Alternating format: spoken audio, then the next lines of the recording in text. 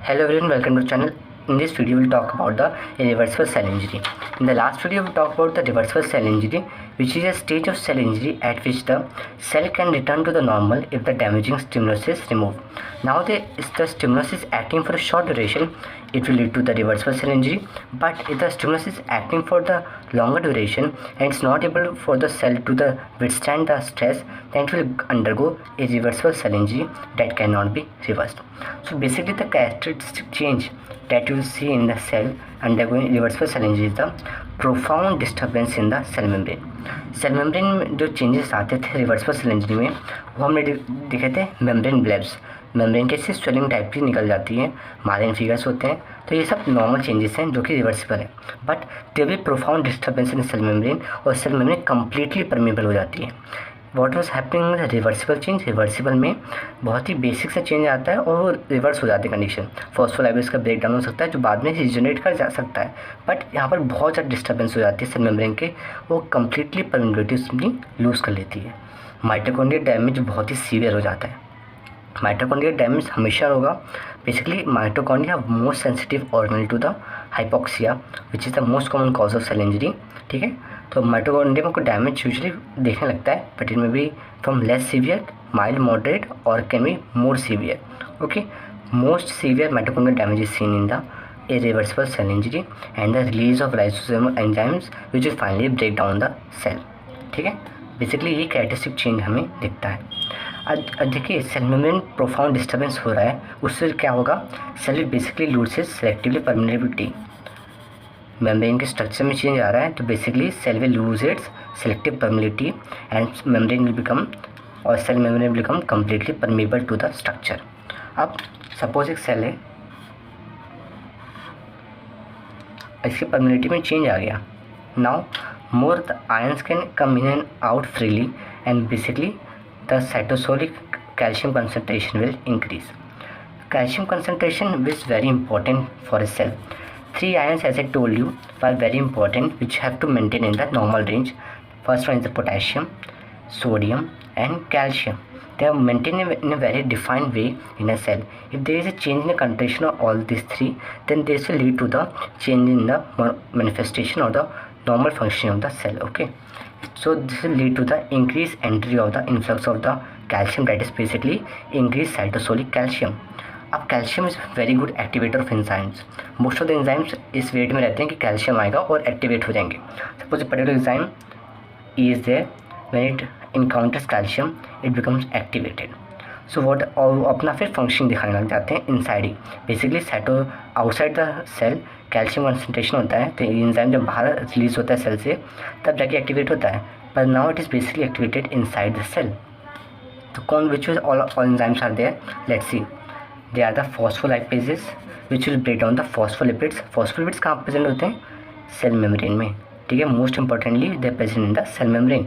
Phospholipid bilayer, cell membrane उससे बनी होती है फॉस्फोलिपिड बाइलेयर से.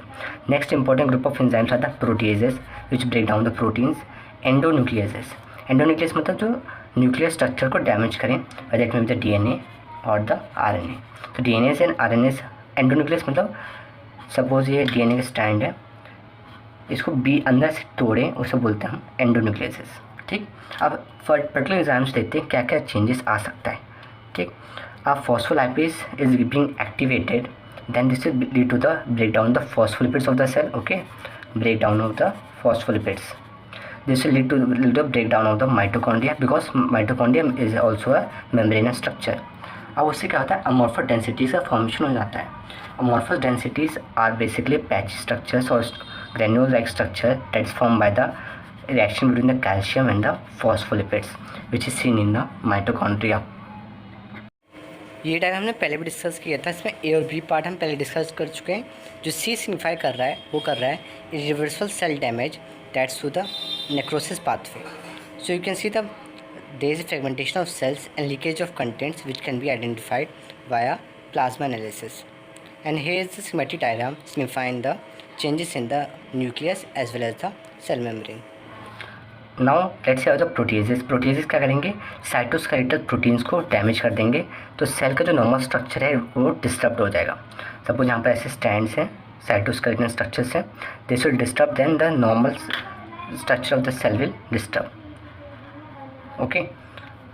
Now, if endonucleases are getting activated, this will basically break down the DNA, and they will produce random breaks. On agarus जो electrophoresis will see smear pattern. अब जी देखिए, इसी बारे में थोड़ा स्टडी कर लेते हैं कि कौन कौन से पैटर्न दिखते हैं। चलिए, इलेक्ट्रोफोरेसिस पे यूजुअली 3 टाइप के पैटर्न दिखते हैं। ए नॉर्मल है, B is called the stepladder pattern जो एपोप्टोसिस में दिखता है, और सी बोलते हैं स्मीयर पैटर्न। 3 टाइप दे सकते हैं। नॉर्मल सेल में एक स्ट्रेट बैंड, एक ही बैंड मिलेगा, क्योंकि यहाँ पर जो डीएनए फ्रेगमेंटेड नहीं है।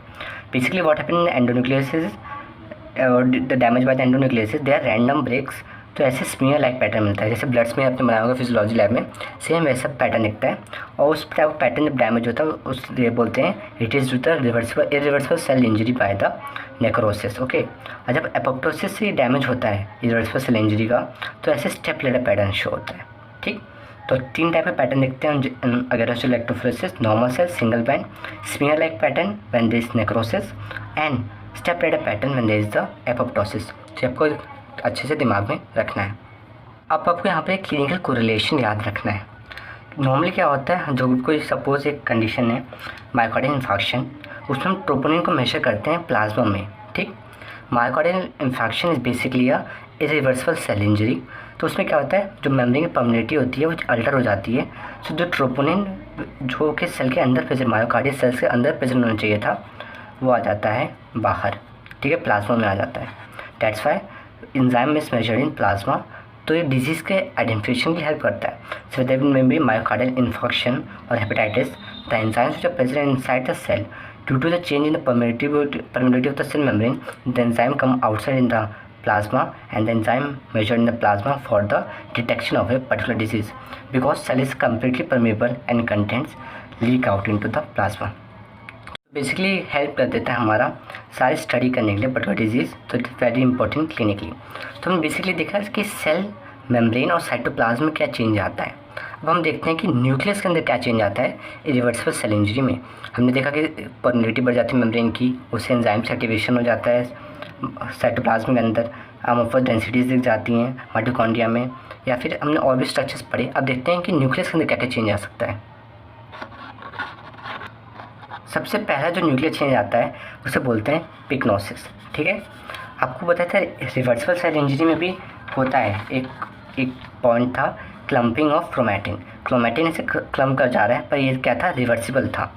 बट न्यूक्लियर चेंजेस में क्लम्पिंग ऑफ न्यूक्लियर क्रोमैटिन तो रहेगा, एक फर्दर न्यू स्टेज में एक्टिवेट हो जाता है जिसे बोलते हैं कैरियोहेक्सिस।